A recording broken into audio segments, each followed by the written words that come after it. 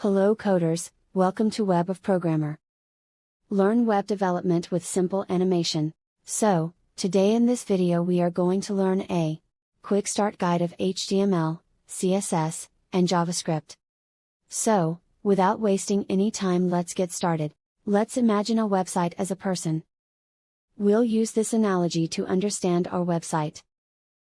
The HTML is best described as the skeleton. However, just a plain HTML website looks pretty ugly. So you'll need to style it with CSS. It can be like skin and clothing of the website. Once you master CSS, you should continue to JavaScript. In our analogy, this is like the brains and muscles of our website. HTML stands for Hypertext Markup Language. Markup language is used to define the text document within tag, which defines the structure of web pages. Note, HTML is not a programming language. CSS stands for Cascading Style Sheets. CSS is used for beautification in a website. CSS describes how HTML elements are to be displayed on the screen, paper, or in other media. We can use CSS in inline, internal, and external.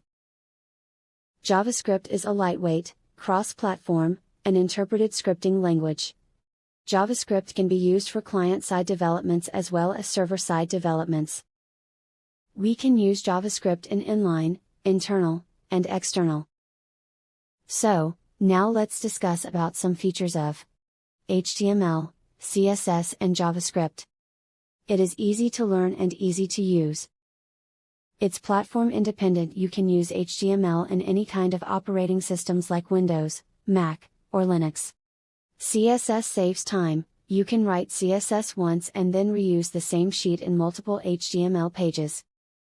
Pages load faster. If you are using CSS, you do not need to write HTML tag attributes every time. Case-sensitive format. Validation of users' input. Client-edge technology. Object-centered script language. If you like this video, make sure to subscribe to our YouTube channel. And don't forget to hit on the bell icon. Thanks for watching, share with your friends.